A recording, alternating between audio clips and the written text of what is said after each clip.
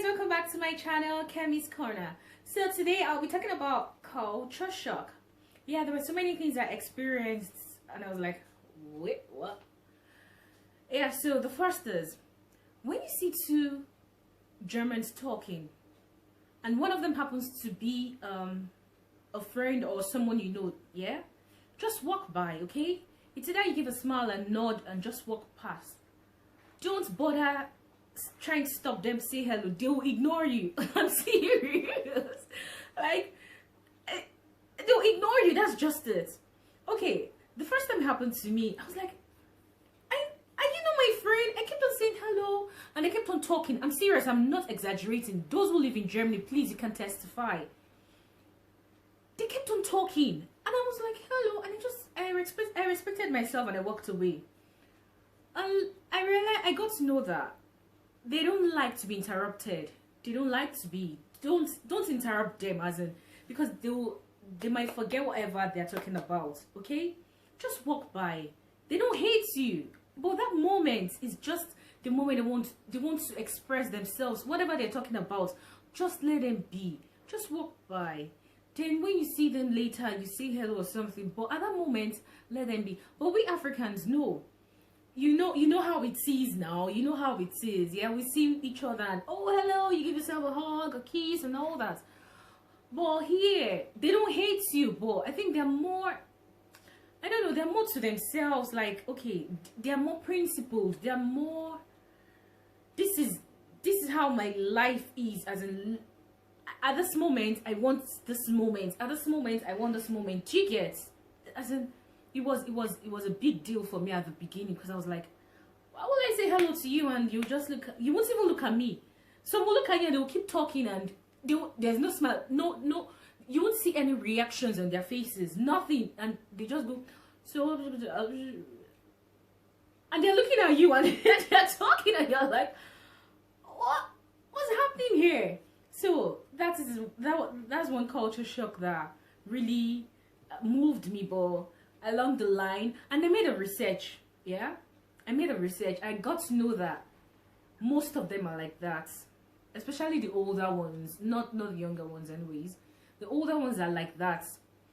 It's difficult to break into their conversation. It's difficult, very difficult. But the thing is, after the conversation, they see you and they go, hey, hi, how are you, Vigates, and all that. Yeah, that is them. They are nice people, but they're very principled. At the moment, this is what I want to do. Yeah, so don't disturb me. Yeah, they don't hate you, but it's just them. That's just them. And we Africans, we are loud.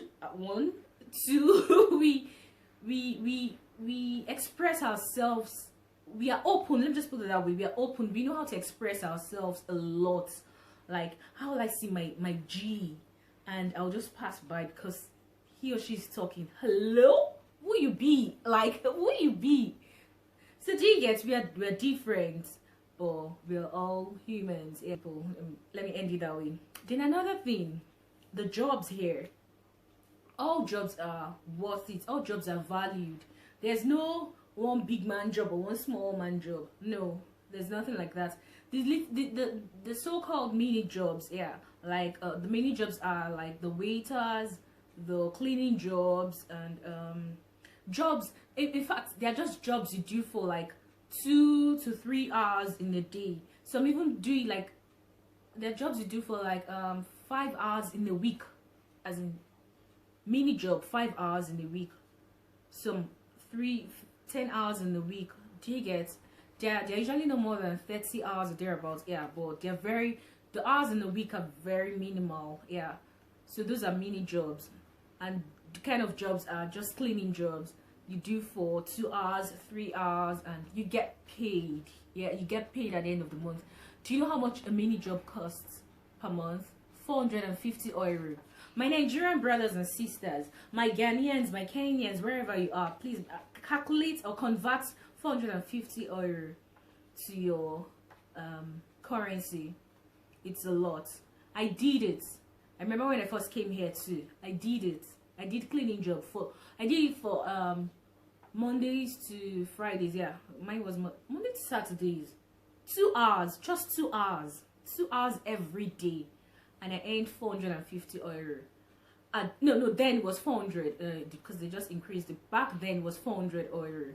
Do you know?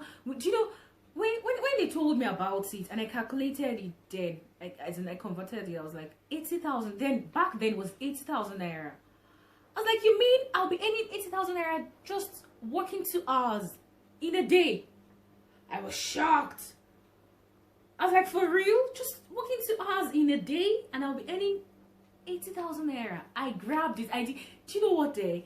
I had things. I had a path to go. Yeah, but I was like, no. Let me make money first, okay? Every other thing I desire to do will come later. Let me make that money first, okay? And yeah, it's a good thing if you're not paying rent and all that. You know that money is for you, okay? So there's no small job, there's no big job. In fact, most of these people who do these mini jobs, you see them with good cars. Yeah, I mean good cars. I saw a woman working. Let me not go into someone else's story, but the point is you see them with good cars.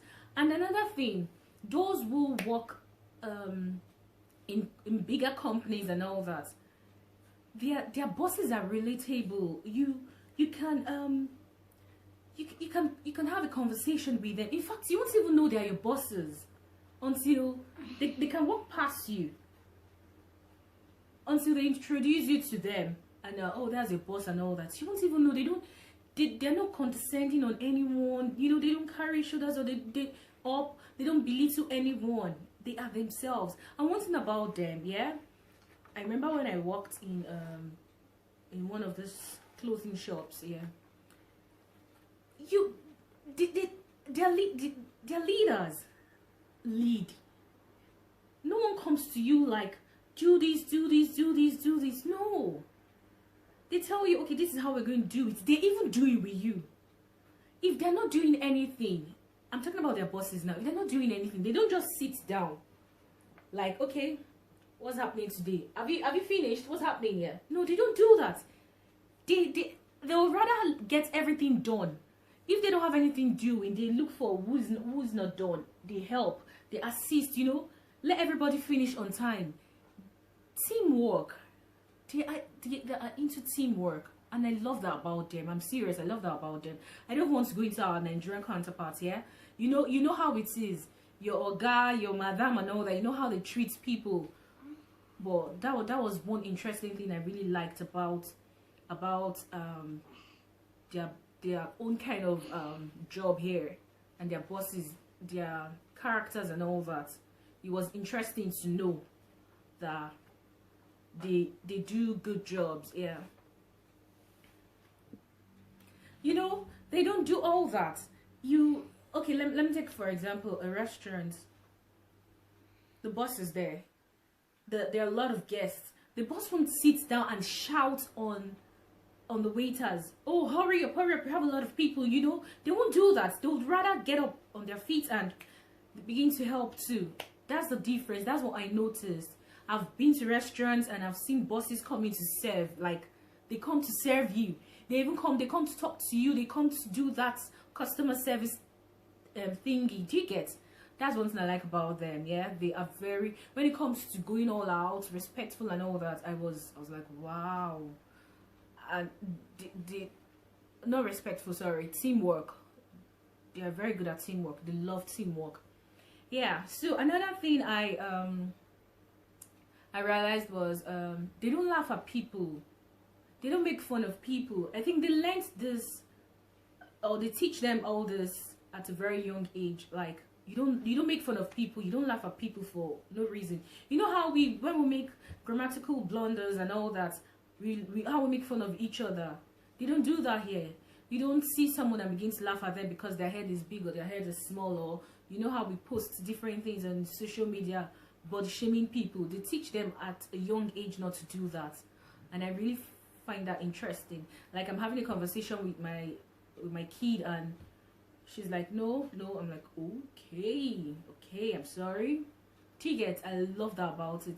And you know, they tend to grow up, and that is why you see You can see an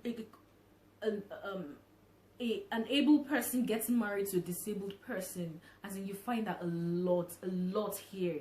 It doesn't have anything to do with their body, their physical attributes. It has a lot to do with their hearts, and that is what they go out for. And that is one thing I've learned here. Like, you look beyond what you see. And even in their relationships, their dating, you don't see, you know, we African men, I still don't understand you guys. What I'm trying to say is, you see a very handsome guy dating a girl that is flat in front and flat at the back, and you're like, you know, this African thing comes into your head, and you're like, she doesn't have front, she doesn't have back. And I had to learn it here that it doesn't have to be front and back. African men, we have to do better. Some of you guys, yeah, you have to do better. It's not about front and back, and that's why you keep having relationships that keeps ending, divorce and all that. Yeah, when you go, you're looking for the physical attributes, meanwhile the inside is what? Well, you see them, they love, and they know how to love. I've never dated any whites because I don't need, yeah, but they know how to love. I have friends, they know how to love themselves. They don't look out for the physical, whether you're tall or you're short, you're fat, you're thin, you have big boobs, you have small ass. They're not all about that. They love you for who you are. They want to have a conversation with whoever they are with. You know, you see them go out a lot, not going into closed doors. So you get what I'm talking about. Yeah, so we Africans, we need to do a little bit better, yeah? So another thing that really shook me, or was a big challenge for me, is the use of left hand. It was a big struggle, I must confess. You know how we Africans, yeah, you can't give an elderly person something with your left hand. It has to be with the right hand. Do you get? Or you greet, you don't greet with your right hand. Okay, no, I think everybody greets with their right hand. Yeah, you shake hands or whatever. But you know, passing something or giving out money or whatever, it was a struggle for me. Can you imagine me having things on my right hand, you know, or I'm trying to hold things and I want to give out something to someone much older than me, and it comes to my head, oh, this person is older, and I'm, you know, trying to use my left hand and I'm struggling. You know, it was a struggle, and I'm sure now I'm thinking, you know, I thought about it. I'm like, I can imagine what was going through their minds. Like, what was wrong with her?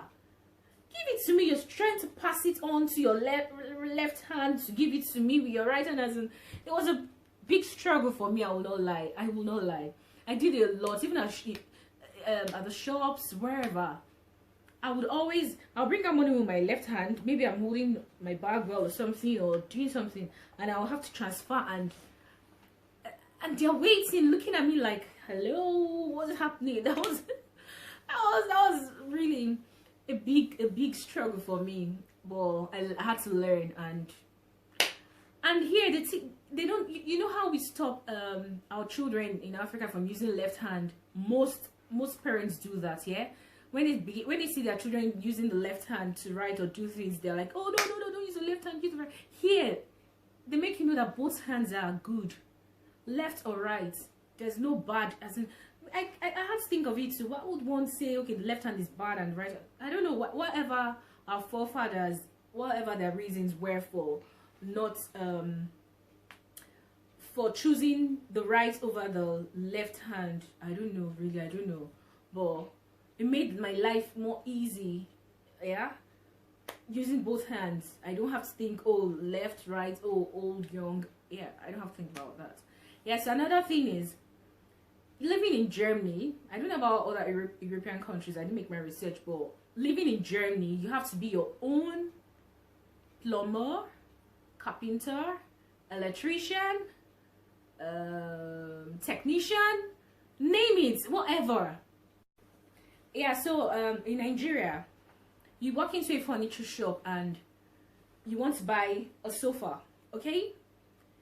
You look at it, you like it, and you pay for it, and they deliver to you. They deliver to you just how it is, as in built and everything. But here in Germany, you walk into a furniture shop, you tell them this is what you want, and by the time they deliver to you, they will not, okay, before delivery, while you're paying and all that, they will ask you if you want them to assemble it for you or not. And assembling costs more, okay? It's not free. So if you tell them no, obviously you have to assemble it for yourself. You obviously have your instruction booklets with you and all that. It comes with it. So why am I even using furniture shop in Nigeria? You know all these carpenters now, you go to them, you tell them, oh, this is what I want. You show them the model and all that, what you want. And you go and they deliver to you just like that. But it's different here. Your bed, everything, you fix it yourselves. Even toys for the kids too. You have to build everything, assemble everything yourself. You assemble almost everything here yourself. Almost everything. You drill the wall, you do everything. You're your carpenter, you're everything. Even as for most of us women too, we are our own hairdressers, yeah? We make our hair. Yeah, do you get? You're everything. And I think it's a good thing, you know. I'm able to when I see my hobby doing some things, you know, I assist him, and I'm able to know how things go. Apart from, okay, being an art student, you know, I'm always like, okay, yeah, anything electrical doesn't have to do with me. Anything this doesn't have to, I'm an art student, please don't disturb me. And that's how I grew up here in Nigeria, telling my brothers, okay, my brothers have to do, they're older than I am, so obviously they have to do art or no art. They're my brothers, they have to do. But here I got to realize that there's some things we order, and once they get home, I assemble them before my husband comes back, and I'm like, before my husband comes back, and I'm like, I've done it. You know, it's fun, and it helps. Even with the kids, you know, there's instructions, you know, you tend to work your brain out, you know. It helps. I think it's a good idea. At times it can be very strenuous, but it's interesting. When you do it with kids, most importantly, it's interesting. It depends on what you're doing anyways. If it has to do with their toys, oh, they're ready to do it. Like, oh, okay, let me see. Oh yeah, this is how it goes. What's the next step and all that. But my point is, be ready to be everything. You have all the tools at home. You have your saw, you have your drill, your driller, you have your hammer, you have everything, all screwdrivers, everything. You have almost everything at home. Almost everything at home, because you need them. Yeah, but if you know you don't have the strength or the stress, you don't want to go through that stress, you can do it yourself and pay them. But okay, for example, you have a problem with your bathroom, yeah? It's something you can, if you check on Google, YouTube, all these videos are there. You can always repair your things yourselves. But if you don't want to, and you call them, you call the repairer, you call their company, you have to pay for their transportation. They are not taking a flight down here. They're not coming by bus. They're coming with by their own car, as a company car. But you have to pay for them coming as in their fuel. Now you now pay for the services they will render to you. And God bless you if they come and they don't meet you at home. You pay for them coming and not meeting you at home. Maybe you had an emergency, or you quickly had to run out and maybe thinking you'll come back. But if you have an appointment, you don't have a choice. You have to be at home. Do you get my point? And that is why, yeah, going through all the stress, paying for transportation, paying for this. If you want to, yeah, we've done it too. Yeah, but not all the time, yeah. And that's why most Germans don't keep things. Once anything, or most people living here in Germany don't keep things. Once, like, your TV gets spoiled, do you have no TV? I've not seen anyone who repairs TV here. Like, do they even have TV shops? I don't think I've seen one. I don't think so. Once the TV gets spoiled, you throw it away. Your radio gets spoiled, you throw it away. Your chair gets spoiled, you throw them away. This gets spoiled, you throw them away. That's why we have so many used things in Africa. You know, they ship all these things down to Africa. Your washing machine gets spoiled, you throw them away. So they ship all these things to Africa. And once they get to Africa, one time they repair them.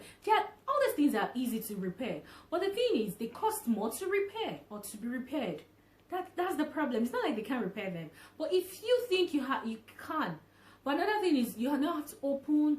There's some kind of things you can't repair, yeah, like the washing machine. I don't think you can repair it. But if you go on YouTube and you if it's something minor, you can. But if not, my dear, you throw it away and get a new one. So, and the good thing is, you always for that same price. Oh, okay, let's assume you get a washing machine for they always have offers, yeah. You can get a washing machine for 300 or for example. Now you have a spoiled one. Do you know how much they want to collect from you? They might be collecting at the end of the day almost 200 or so. Why would I pay them almost 200 or if not more? Why don't I just buy a new one? You know, that's the calculations most of us make here. Yeah, so I hope you enjoyed my culture shock with me, and I'll see you in my next video. Thanks for watching. Please subscribe, like, comment, and share. Thank you guys. Bye.